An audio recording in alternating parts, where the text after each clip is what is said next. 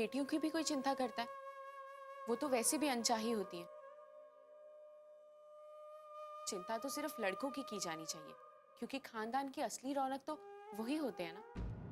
देखो, हम उस अनजान जगह पर तुम्हें अकेले नहीं भेज सकते। लेकिन मैं अब बड़ी हो गई हूँ पापा, खुद को संभाल सकती हूँ। आज ये अचानक तोहफा लाने की क्या सूझी तुम्हें? इससे पहले तो कभी नहीं लाई, तो फिर आज क्यों? नानी माँ जब बचपन में आपके लिए कुछ लेकर आती थी तो आप वो स्वीकार नहीं करती थी।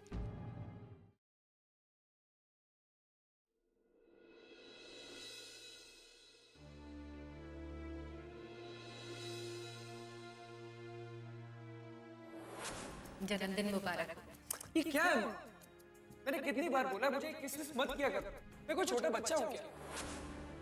मैंने कभी कोई पार्टी देखी नहीं है ना, तेरे साथ देख भी लूंगी।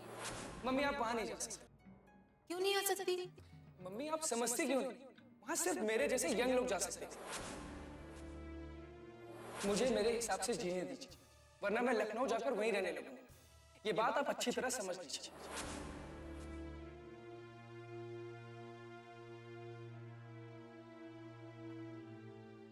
कावेरी, जी? क्या बात है कावेरी? रो क्यों रही हो? कुछ नहीं। कुछ तो बात बताओ मुझे। अभिमान चला गया अपने दोस्तों के पास। तो ये बात आपको पता है, बाबूजी ने अभिमान को इतनी मोटी नोटों की गड्डी दी है पार्टी करने के लिए। उन्होंने क्यों जाने दिया? उसकी जिद तो तुम जानती हो ना। बाबूजी को मना लिया उसने। कम से कम आज के दिन तो उसको हमारे साथ रहना चाहिए था। कावेरी, बचपन से तुम अपने बेटे को जानती हो, फिर भी इतना दुखी हो रही हो। अब तक तो तुम्हें उसकी हरकतों की आदत पड़ जानी चाहिए थी। आप भी ऐसा कह रहे हैं? तो और क्या कहूं, मेरी तो वो बात सुनता नहीं। सुनने की बात तो छोड़ो, मुझे तो वो कुछ समझता तक नहीं है। ऐसे में उसे कुछ भी कहना बेकार है। चलो देखो, तुम अपना मन दुखी मत करो। खाना खाने का वक्त हो गया, चलो खाना खाते हैं। मुझे भूख नहीं है। अरे आज तो तुम्हारे बेटे का जन्मदिन है, तुम्हें तो खुश होकर खूब पकवान खाने चाहिए। मन नहीं है मेरा। मन तो मेरा भी नहीं है कावेरी, लेकिन एक ऐसे इंसान के लिए भूखे रहना जिसे हमारी परवाह नहीं, मेरे हिसाब से बेकार है। अब फिर शुरू हो गए ना। अच्छा बाबा कुछ नहीं कहता, चलो हम ही पकवान खा के अपने बेटे का जन्मदिन मनाते हैं। ठीक है, चलो मेरे साथ।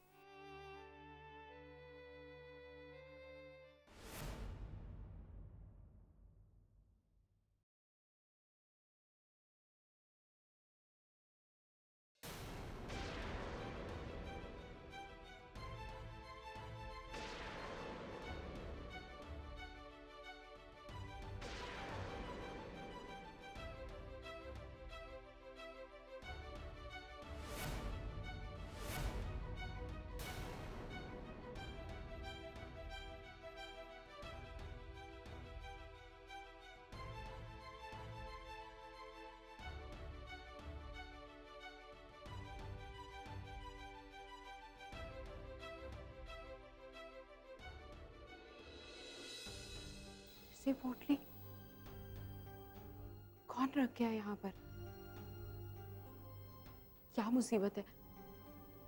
मैं ये बात किसी के साथ शेयर भी नहीं कर सकती। कौन है मेरा दुश्मन इस घर में? बेटा तू तैयार हो गई?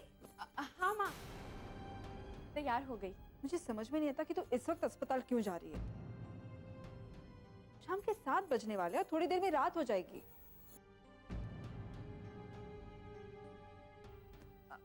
माँ, मैं बस 2-4 घंटे में वापस आ जाऊंगी। हाँ माँ। जानती हूँ तेरे 2-3 घंटे, सुबह तक नहीं आने वाली है तू। माँ मैं तो आज जाने ही नहीं वाली थी, वो तो डॉक्टर मिश्रा को बाहर जाना पड़ गया, इसलिए मुझे जाना पड़ रहा है। हाँ माँ। रहने दे, अब ज्यादा बातें मत बना। डॉक्टर मिश्रा का फोन आ गया, इसका फोन आ गया, उसका फोन आ गया। खुद का तो ख्याल ही नहीं रखती है कभी तू।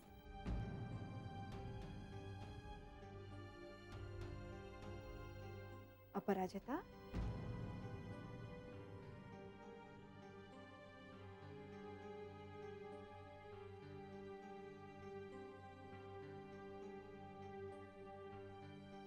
बेटा। हाँ माँ। क्या हुआ? कोई परेशानी है क्या? अस्पताल में कोई टेंशन या कुछ? नहीं माँ, वो मुझे मेरा हेयर पिन नहीं मिल रहा, पता नहीं मैंने कहाँ रख दिया। बेटा नहीं, तेरे बालों में लगा है हेयर पिन? वो अच्छा अच्छा, वो आपने बता दिया। बेटा कोई बात है तो मुझे बताओ। नहीं माँ, वो मुझे हॉस्पिटल जाना है और मैं लेट हो गई हूँ, जल्दी जाना था। अच्छा माँ, मैं निकलती हूँ, बाय बाय। सुन, अरे ये क्या हो गया अचानक? अब कुछ देर पहले तो ठीक थी। अस्पताल में ही कोई परेशानी होगी। मेरी बेचारी बच्ची।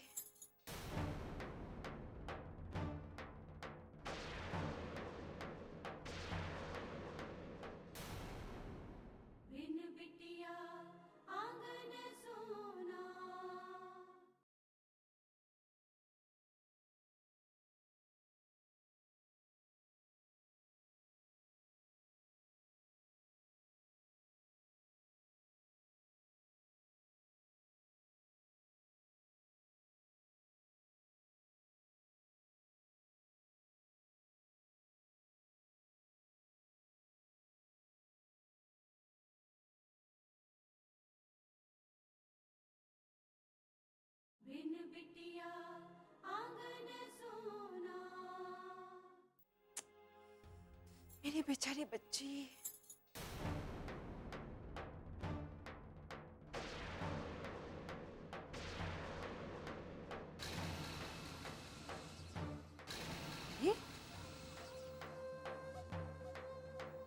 ये सिंदूर अचानक यहाँ कैसे गिर गया?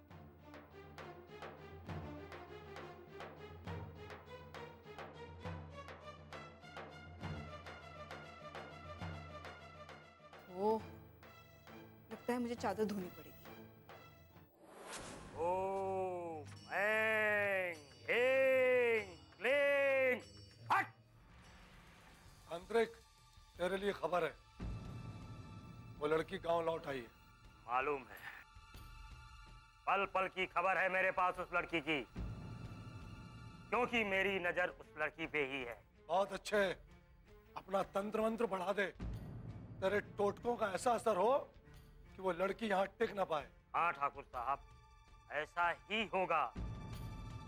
आप निश्चिंत रहिए, अब आप देखते जाइए कि कैसे वो लड़की यहाँ से जाती है। हाँ, बहुत अच्छे। अगर हमारा काम हो गया ना, तुझे खुश कर दूंगा। और अगर नहीं हुआ ना, ठाकुर साहब आप निश्चिंत रहिए, मैं सब ठीक कर दूंगा।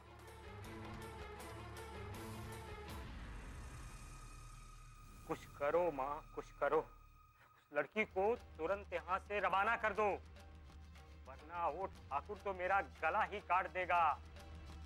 मेरे ऊपर दया करो माँ, कुछ चमत्कार कर दो। ओम ऐं ह्रीं क्लीं चामुंडाय विच्चे स्वाहा। हाय राम, पता नहीं क्या हो रहा है, इतना जी घबरा रहा है। क्या हुआ वसुंधरा? पता नहीं, जी घबरा रहे और चक्कर भी आ रहे हैं। चलो मैं तुम्हें दवाखाने ले चलता हूँ। नहीं नहीं, मुझे कहीं नहीं जाना। एक तो पहले ही जी घबरा रहा है और अब जाने की बात कर रहे हैं। अच्छा ठीक है, अपराजिता को बुला लेता हूँ। नहीं नहीं, आप एक काम करिए, वैद्य जी को बुला दीजिए। देखो वसुंधरा, अपराजिता तुम्हारा अच्छे से चेकअप कर लेगी। अरे कहा ना नहीं। हे भगवान, यहाँ इतना जी घबरा रहे हैं और आप वैद्य जी को बुलाइए। क्या जिद है तुम्हारी भी।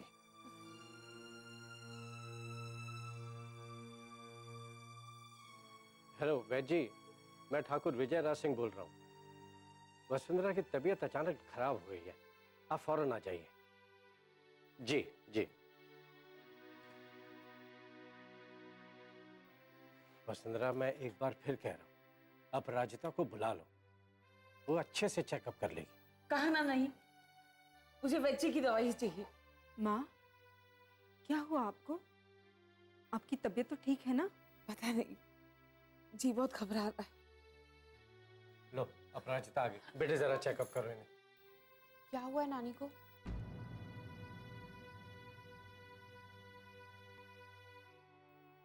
चेकअप करो बेटे। हाँ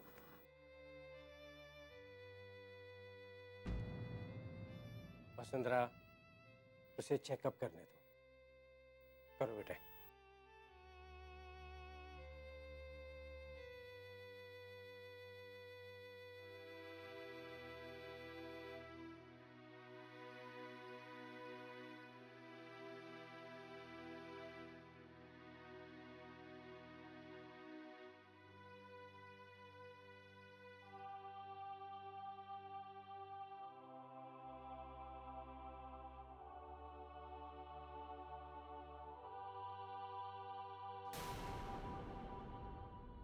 नानी माँ, आप ये दवाइयाँ खा लीजिए, आपको तुरंत आराम मिल जाएगा। कितनी बार कहा मैंने, मुझे ये अंग्रेजी दवाई नहीं खानी।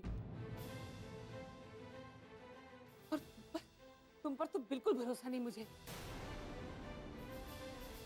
पता नहीं दवाई के नाम पर क्या खिला दो। अरे अपराजिता, तुम।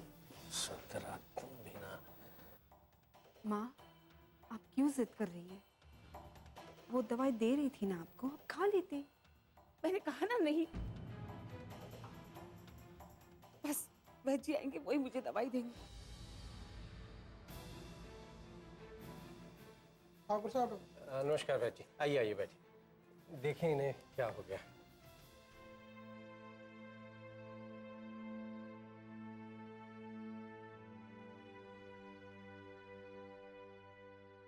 घबराने की कोई बात नहीं है। मौसम की तब्दीली के कारण ऐसा कभी कभी हो जाता है। ये दवाई लीजिए, इन्हें खिला दीजिए, तुरंत आराम आ जाएगा। ये लो।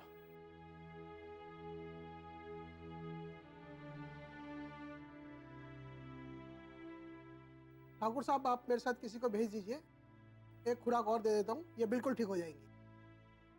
अच्छा, मैं चलता हूँ। अच्छा हाँ ठाकुर साहब, आधे घंटे बाद इनको खिचड़ी कुछ हल्का वगैरह दे देना, ठीक है जी? ठीक। नमस्कार, चलता हूँ। लक्ष्मी बेटे, मैं वसुंधरा के लिए दवाई लेकर आता हूँ वैद्य से, तुम इनका ख्याल रखना। जी बाबूजी। माँ, मैं आपके लिए खिचड़ी बना देती हूँ।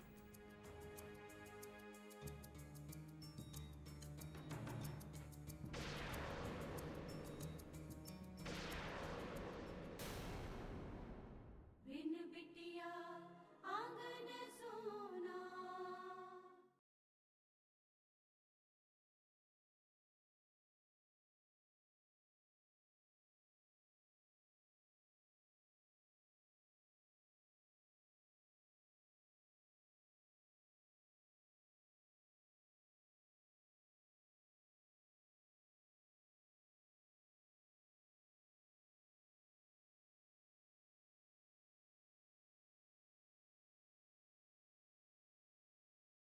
बिन बिटिया आंगन सोना। माँ, मैं आपके लिए खिचड़ी बना देती हूँ।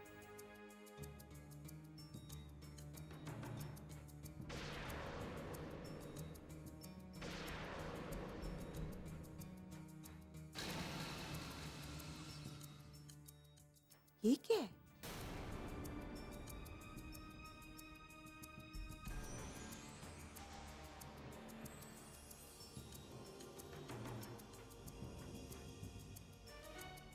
पोटली? ये तो कोई जादू टोने की पोटली लग रही। ये यहाँ,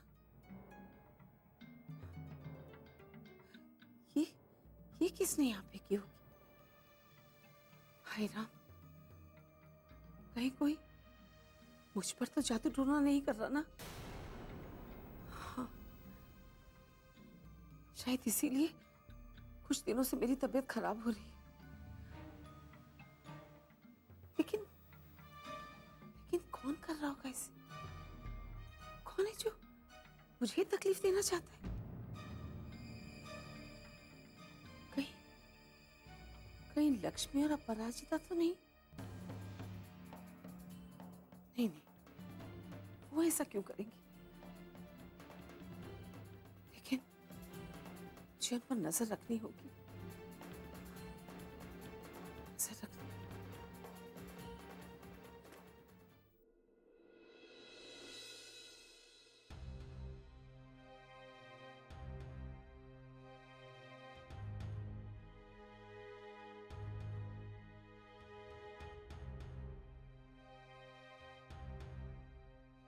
तुम यहाँ क्या कर रही हो कावेरी?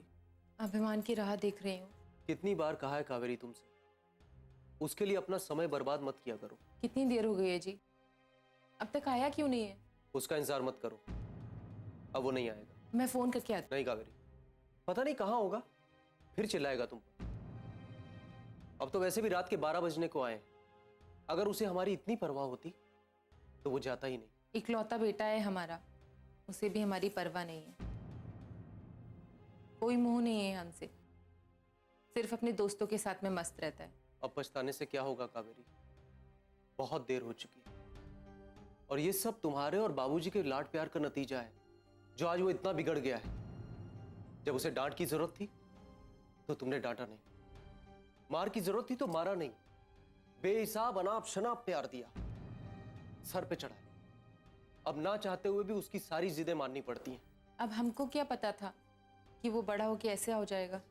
देखो कावेरी, जो होना था वो हो गया, अब उसके लिए दिल दुखी मत करो।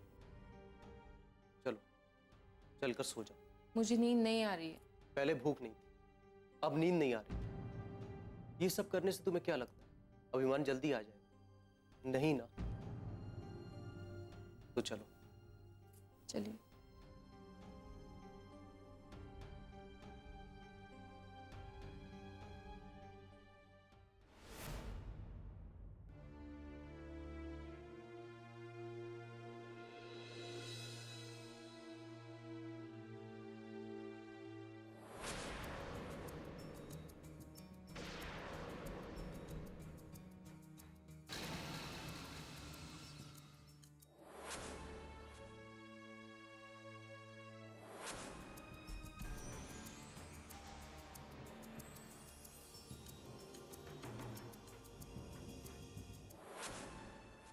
मेरा शक सही भी तो हो सकता है।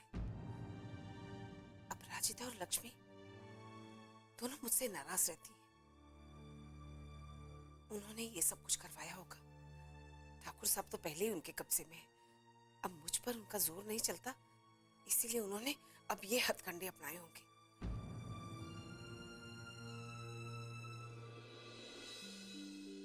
कैसी तबीयत है तुम्हारी? अब ठीक है। मैंने कहा था ना, वैद्य जी की दवाई से ठीक हो जाएगी। चलो अच्छा, ये वैद्य जी ने शाम की खुराक भेजी है, समय से ले लेना।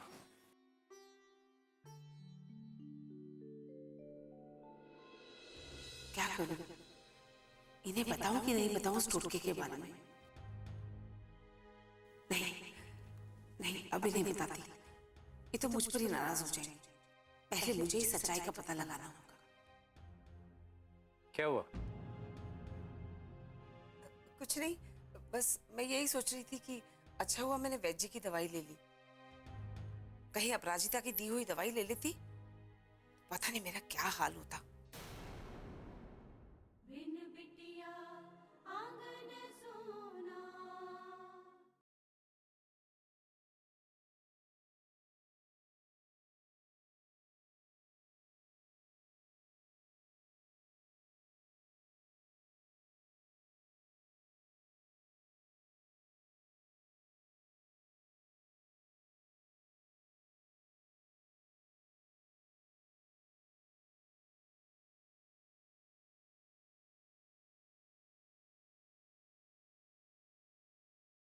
बिन बिटिया आंगन सोना।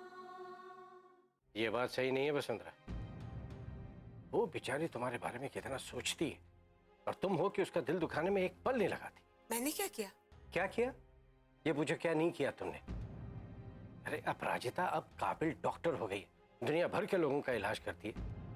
लोग उसके इलाज से ठीक होकर उसे दुआएं देते हैं, और तुम हो कि उस पर विश्वास ही नहीं करते। लेकिन ठाकुर साहब, मरीज को किससे इलाज करवाना है, ये फैसला लेने का हक तो है ना उसे।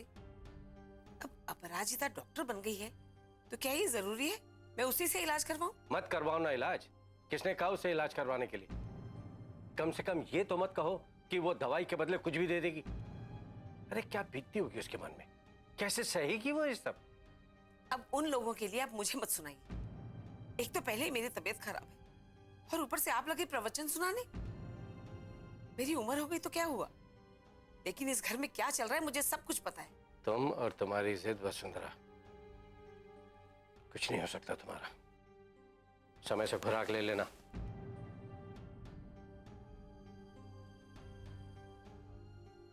कर लीजिए मुझ पर गुस्सा, लेकिन जब दोनों की असलियत सामने आएगी ना, तब पता चलेगा कि मैं जो कुछ इतने सालों से कह रही थी ना, बिल्कुल सही था।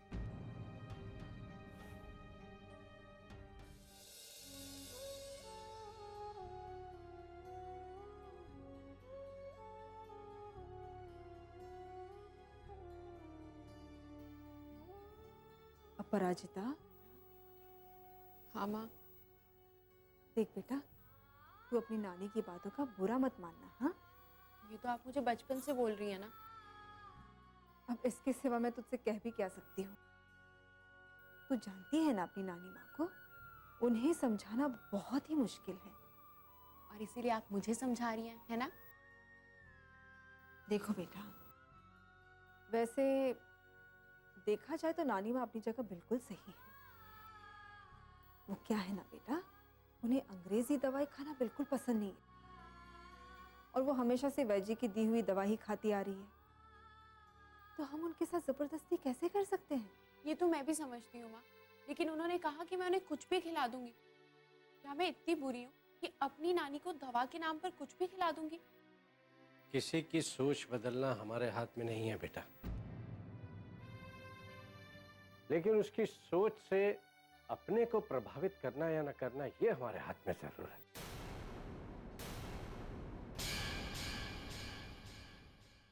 और ये क्या बेवकूफी है? तू इस घर में शराब पी के आया है? क्या क्या काम? अगर किसी ने देख लिया ना, तो तुझे तो मार पड़ेगी, मुझे भी डांट पड़ जाएगी। चल अंदर। Happy birthday. ये सोया नहीं है, नशे में चूर है। इसने शराब पी है? नहीं, वो चुप रहो तुम। जानती हो दिन पर दिन ये बिगड़ता जा रहा है। माँ, आपको पता है वो 5 बार प्रेग्नेंट हो चुकी है, और हर बार उसकी कोख में लड़की होने के कारण उसका अबॉर्शन करवा दिया गया। और इस बार उसकी हालत और भी बिगड़ गई है।